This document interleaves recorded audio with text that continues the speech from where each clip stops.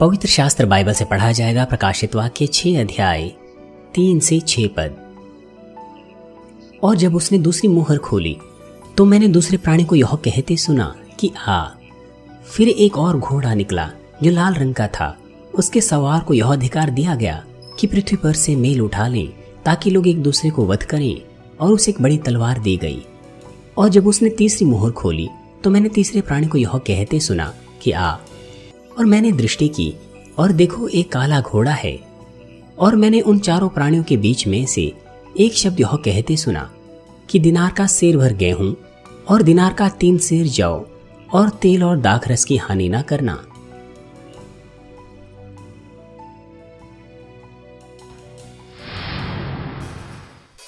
क्योंकि इस्राएली लोग परमेश्वर के चुने हुए लोग हैं। बाइबल में इस्राएल के इतिहास के बारे में बहुत लंबे समय पहले भविष्यवाणी कर दी गई है। तो फिर यह लाल घोड़ा विशेष रूप से किस बात को दर्शाता है? लाल घोड़ा रूस को दर्शाता है। मसीह में प्रिय भाइयों और बहनों, यदि परमेश्वर अमोरियों को दूर कर देता और इस्राएलियों को कनान देश का निवासी अमोरियों के अधर्म के पूरा होने से पहले ही बसा देता, तो यह न्याय के नियम के विरुद्ध होता। इस प्रकार से भले ही परमेश्वर विश्व इतिहास की सब बातों को नियंत्रित करता है, लेकिन परमेश्वर निश्चित रूप से सभी चीजें न्याय के नियम के अनुसार करता है। इसीलिए भले ही 7 साल के महाक्लेश काल के दौरान की सभी घटनाएं केवल तभी होगी जब परमेश्वर अपनी संप्रभुता के तहत अनुमति देगा, मगर असल में वे सब उनकी बुराई और अन्याय की सीमा को पार करने के परिणाम होंगे। 7 साल के महाक्लेश काल और तीसरे विश्व युद्ध के इस दौरान दुनिया पूरी तरह से पाप से भर जाएगी, इसलिए क्षमा करने के लिए कोई मार्ग नहीं होगा। इसके अलावा भले लोग जो परमेश्वर के सच्चे विश्वासी हैं पहले से ही उठा लिए जा चुके होंगे। क्या आप कल्पना कर सकते हैं कि जो बाकी बचे हुए होंगे वो कितने अधिक दुष्ट होंगे?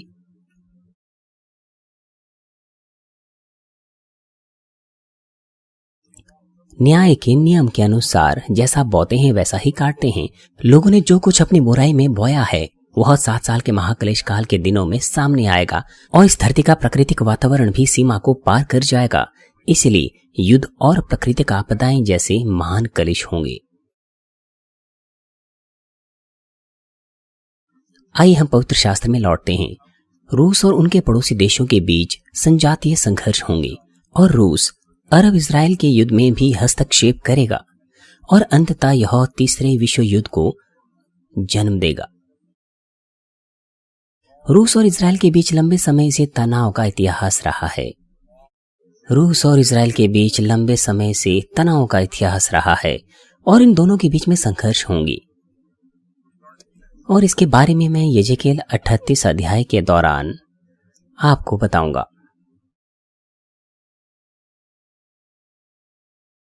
मसीह में प्रिय भाई और बहनों, और अब आयत 5 और 6 पद में लिखा है, और जब उसने तीसरी मुहर खोली तो मैंने तीसरे प्राणी को यह कहते सुना कि आ। और मैंने दृष्टि की और देखो एक काला घोड़ा है, और उसके सवार के हाथ में एक तराजू है। और मैंने उन 4 प्राणियों के बीच में से एक शब्द यह कहते सुना, दिनार का सेर भर गेहूं और दिनार का 3 सेर जौ, पर तेल और दाखरस की हानि ना करना। यहां पर लिखा है कि जब प्रभु ने तीसरी मुहर तोड़ी तो एक काला घोड़ा निकला, और जो उस पर बैठा था उसके हाथ में तराजू था। यहां काले घोड़े के 2 अर्थ है। सबसे पहले काले रंग का अर्थ है पाप। एक काला घोड़ा उन चीजों को दर्शाता है जो शैतान के द्वारा की जाएगी, जो पाप का संचालक है। इसलिए बाइबल में काले रंग के प्रयोग का कोई जिक्र नहीं है। पुराने नियम में हम परमेश्वर के आराधनालय के निर्माण के उपयोग में किए जाने वाले विभिन्न रंगों को देख सकते हैं, लेकिन काला उसमें कभी भी शामिल नहीं था। परमेश्वर के पवित्र मंदिर में और परमेश्वर के लोगों के लिए कपड़ों में काले रंग का इस्तेमाल कभी भी नहीं किया गया। पुराने नियम में ना तो महायाजक, न याजक और ना ही किसी ने काले कपड़ों का इस्तेमाल किया। इसके अलावा परमेश्वर के आराधनालय में इस्तेमाल की जाने वाली सामग्री के लिए भी कुछ भी काला इस्तेमाल नहीं किया गया। क्यों? क्योंकि काला पाप को दर्शाता है। एक काला घोड़ा उन चीजों को दर्शाता है जो शैतान के द्वारा की जाएगी, जो पाप का संचालक है।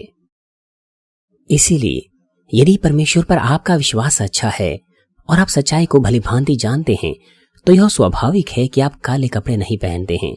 आप में से कई लोग ऐसे कपड़े पहनते हैं जो काले रंग के दिखते हैं, लेकिन वो काले नहीं होते, वो गहरे नीले रंग के होते हैं। आप काले रंग को पहनने से परहेज करते हैं और इसके बजाय आप गहरे नीले रंग के चुनते हैं। अगर मैं अपनी बात करूं, जब मुझे कभी कभी कुछ काला पहनने की आवश्यकता होती है, तो मैं काले के बजाय गहरे नीले रंग की पोशाक पहनता हूं। मेरे पास कुछ भी काले रंग का नहीं है, मेरे कपड़े, मेरी कार और सब कुछ। लेकिन अगर जूतों की बात करें, मेरे पास कोई विकल्प नहीं, बल्कि मुझे काले रंग के ही पहनने पड़ते हैं, क्योंकि वो अक्सर काले रंग के ही बनाए जाते हैं। लेकिन अगर ना हो तो मैं दूसरा रंग चुनूंगा। यदि प्रकाशकों को सच्चाई पता होती तो वे बाइबल में काला कवर नहीं लगाते, ना काले अक्षरों में बाइबल प्रकाशित करते, है कि नहीं? और वह जो उस पर बैठा था, वो उस व्यक्ति को दर्शाता है जो पाप और बुराई को मापता है। यह शत्रु, दुष्ट और शैतान हो सकता है, या कोई भी हो सकता है जिसे शत्रु, दुष्ट और शैतान पाप के उपकरण के रूप में उपयोग में लाएगा। जैसा कि यहां पर लिखा है, और वह जो उस पर बैठा था उसके हाथ में तराजू था। शत्रु, दुष्ट और शैतान वो देखता है कि किसके पास किस तरह का पाप है और मापता है कि उसका पाप किस हद तक जा सकता है। जब पाप सीमा से अधिक हो जाता है तो शत्रु, दुष्ट और शैतान परीक्षाएं, पीड़ाएं और समस्याएं उसके जीवन में लाता है और उसके पाप का फिर न्याय होता है। यह कभी कभी लोगों के माध्यम से भी पूरा हो सकता है, जिसे शत्रु, दुष्ट और शैतान अपने वश में रखता है। एक न्यूज रिपोर्ट के अनुसार कोरिया में 4 में से 1 व्यक्ति कैंसर से मरते हैं। मैंने ये समाचार सुना था, शायद यह पुरुषों का था। मैं अखबार पढ़ रहा था कि 5 में से 1 महिला कैंसर से मर जाती हैं, लेकिन इस सप्ताह वहां पर लिखा था कि 4 में से 1 कोरिया में कैंसर से मर जाते हैं। इसलिए मैं निश्चित नहीं हूं कि ये चारों पुरुष और महिला दोनों ही हैं। जो भी है, वहां लिखा था कि 4 में से 1 व्यक्ति कैंसर से मर जाता है। लेकिन कैंसर मृत्यु का क्या एकमात्र कारण है? मस्तिष्क रक्तस्राव, उच्च और निम्न रक्तचाप और निमोनिया जैसे कई अन्य रोग भी है। बड़ी संख्या में लोग बीमारियों से मरते हैं। मानवीय के सदस्यों के साथ ऐसा मामला कभी नहीं होना चाहिए। मुझे आशा है कि जब तक आप बूढ़े ना हों, आप तब तक स्वस्थ रहें और परमेश्वर आपकी आत्मा को स्वर्ग बुलाएं। मुझे आशा है कि आप सभी बीमारियों से आपका कोई लेना देना ना हो।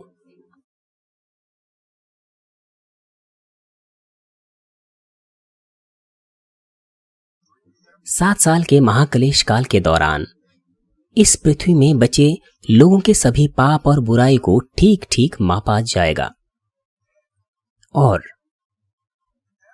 पाप और बुराई के स्तर के आधार पर आने वाले कष्ट और कलेश अलग अलग हो सकते हैं। कुछों को दूसरों से पहले मार दिया जाएगा और कुछों को बाद में मार दिया जाएगा। यहां तक कि समान क्लेश और कष्टों में भी कुछों को अधिक पीड़ा उठानी पड़ेगी और कुछ अन्यों को कम पीड़ा उठानी पड़ेगी। जिस व्यक्ति के हाथ में तराजू है, उसके नापने से पाप और बुराई की कीमत न्याय के अनुसार तय की जाएगी। दूसरा, एक काले घोड़े में विशाल आंधी और एक हिंसक तूफान का अर्थ पाया जाता है। विशाल तूफान और हिंसक आंधी आएंगे, लेकिन वे इतने बदतर नहीं होंगे जितने वे होते हैं। दूसरे शब्दों में, आंधी और तूफान वे उसी सीमा तक ताकतवर होंगे जिस सीमा में परमेश्वर अनुमति देता है, और तराजू के माप के अनुसार ही निश्चित होंगे। प्राकृतिक आपदाएं बदतर हो जाएगी, लेकिन 7 साल के महाक्लेश काल के दिनों में विशाल आंधी और तूफान के कारण भयानक आपदाएं होंगी। बेशक प्राकृतिक आपदाएं इन दिनों में भी बदतर और बदतर होती जा रही हैं, लेकिन 7 साल के महाक्लेश काल के दौरान आपदा अपने चरम पर पहुंच जाएंगी। इसके अलावा शैतान के उकसावे से लोग अपनी बुराई से संघर्ष और विवाद पैदा करेंगे, और इन सभी चीजों की वजह से, जैसे कि यहां पर लिखा है कि दिनार का सेर भर गेहूं और दिनार का 3 सेर जौ, इस तरह से गंभीर मुद्रास्फीति होंगी।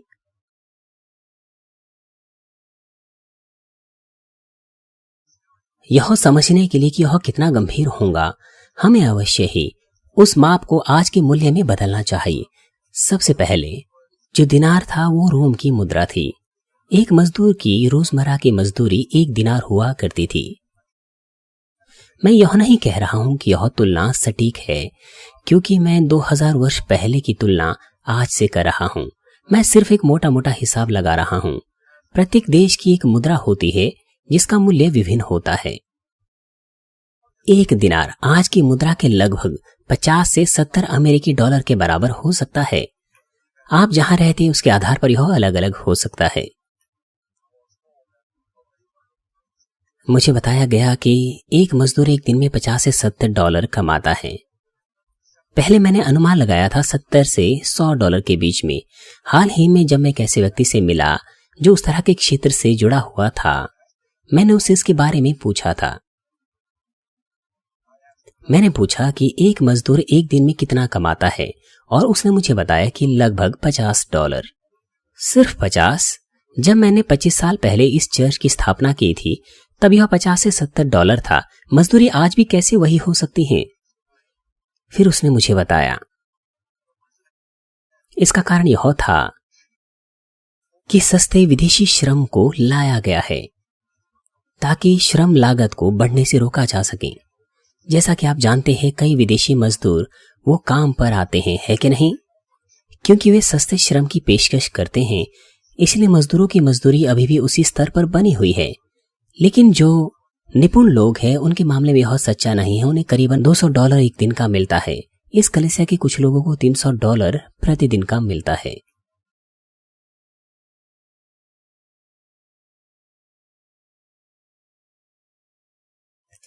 इसलिए जो अनुमान मैंने लगाया था वो 70 से 100 डॉलर के बीच में था। और अब गेहूं की कीमत सितंबर 2007 तक अंतर्राष्ट्रीय व्यापार बाजार में गेहूं के 1/4 की कीमत लगभग आधा डॉलर है। यदि मैं सही ना हूं तो कृपया समझने की कोशिश करें। सितंबर 2007 तक शिकागो बोर्ड ऑफ ट्रेड के अनुसार गेहूं की कीमत 8 डॉलर प्रति एक बुशल है। एक बुशल 35.2 लीटर का होता है और 1/4 लगभग 1 लीटर। इसलिए 1/4 गेहूं की कीमत आजकल लगभग 1/4 है।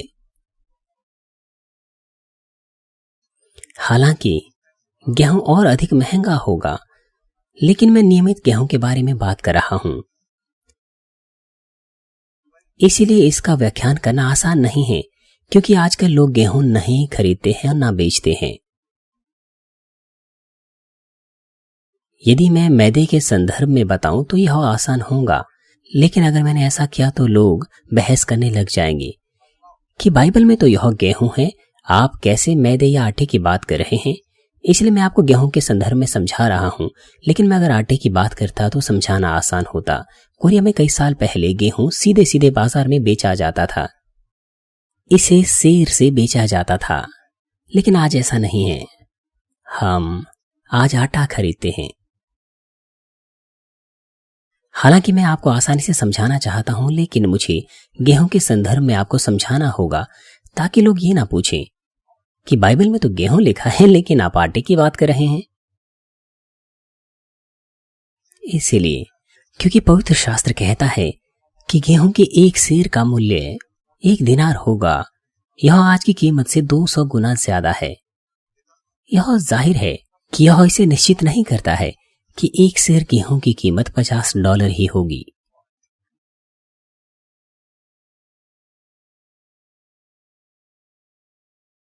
यह कम या ज्यादा हो सकती हैं, और उन दिनों से जो मूल्य सूचकांक है वह भिन्न हो सकता है। इसीलिए पवित्र शास्त्र का अर्थ है कि 7 साल के महाक्लेश काल के दौरान अनाज की कीमत आसमान को छू रही होगी।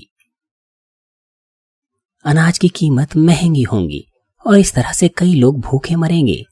स्थिति इतनी दयनीय होगी कि अगर उनके पास पैसे भी हों तो भी वे सामान नहीं खरीद पाएंगे। उदाहरण के लिए कोरियाई युद्ध के दौरान क्या हम चावल खरीद सकते थे, चाहे हमारे पास पैसा ही क्यों ना था? पैसा अपना मूल्य खो चुका था।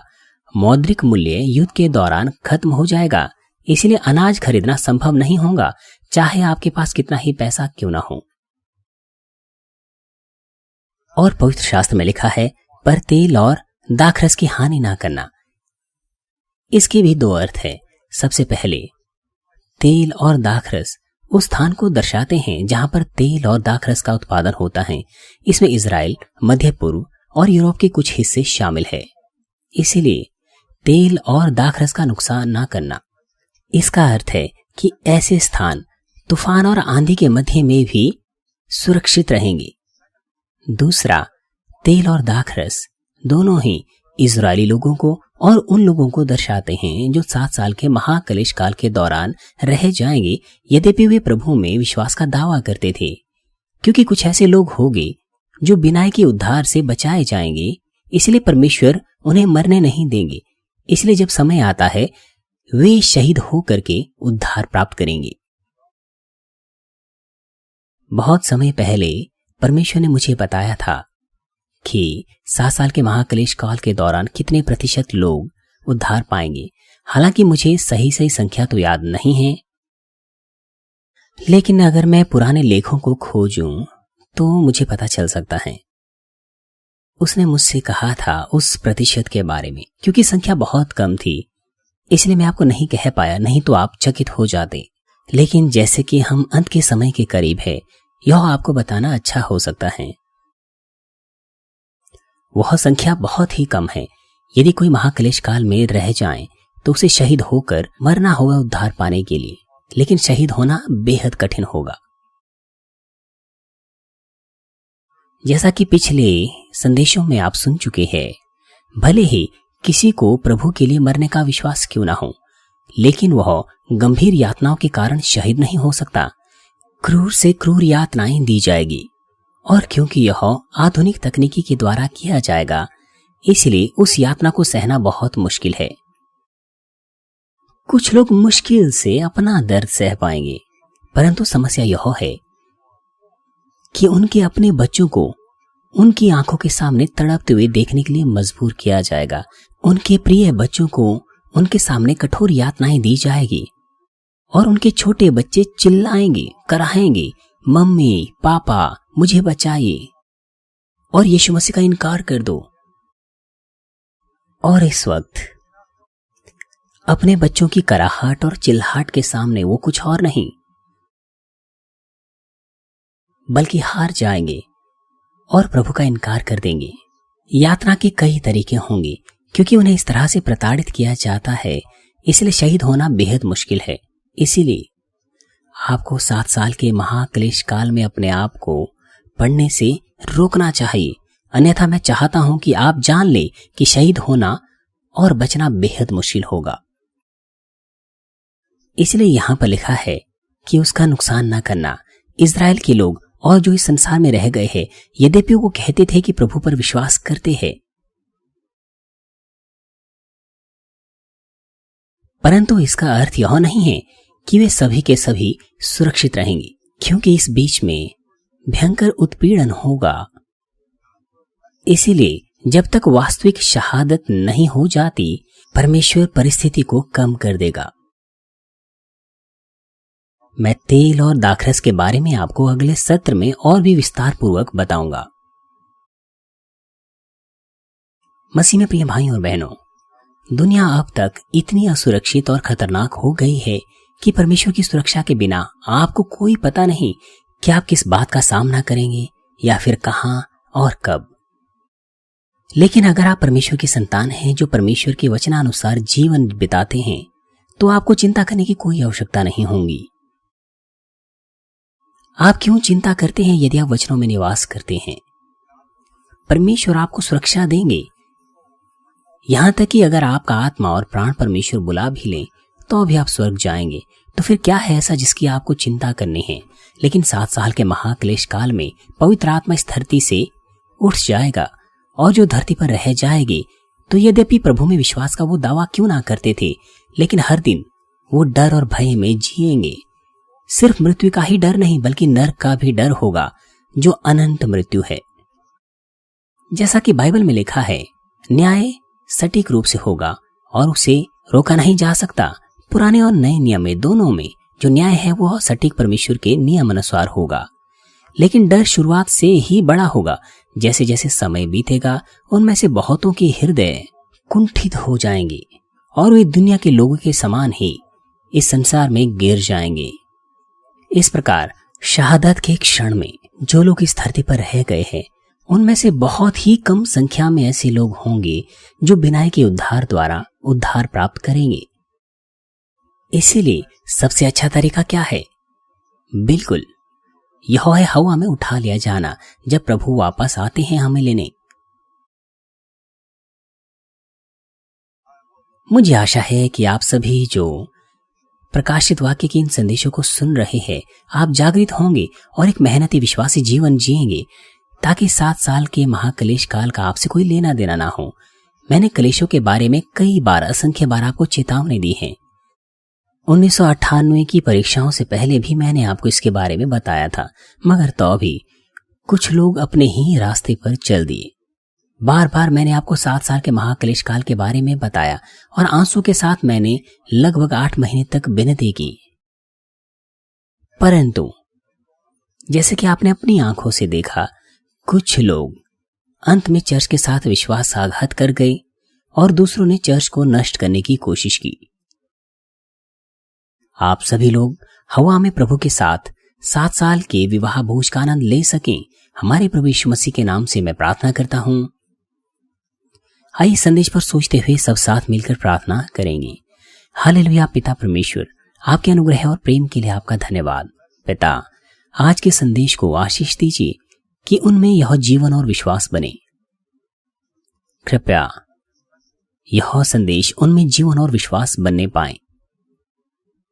पिता, ये प्रकाशित वाक्य के संदेश आगामी आपदाओं, तीसरे विश्व युद्ध और 7 साल के महाक्लेश काल के बारे में सभी बातों का विवरण देंगे। कृपया उनकी मदद कीजिए कि वे अपना विश्वासी जीवन अच्छे से जी सकें, ताकि वे निश्चित करें कि 7 साल के महाक्लेश काल का सामना न करें। पिता, उन्हें और अधिक ताकत दीजिए ताकि आज के संदेश को अपने हृदय में वे रख सकें और उसी के अनुसार जी सकें। पिता, मैं आपसे विनती करता हूं कि उन्हें सुरक्षा दें और उनके साथ रहें सदैव। हमारे प्रभु यीशु मसीह के नाम से मैं प्रार्थना करता हूं, आमीन।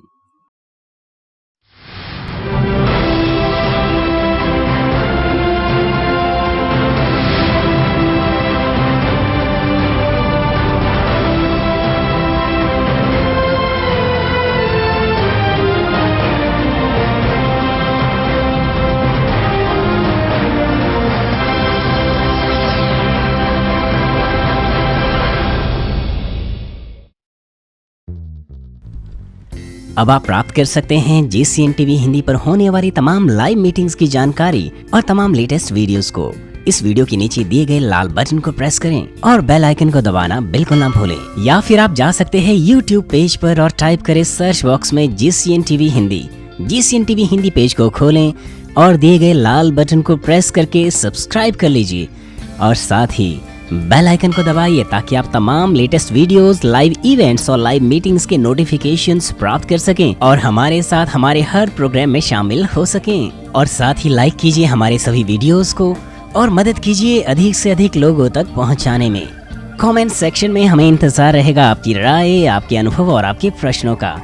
तो कमेंट सेक्शन में अपने कमेंट्स को देना बिल्कुल ना भूलें और इसी प्रकार से आनंद लीजिए परमेश्वर के गहरे आत्मिक वचनों का।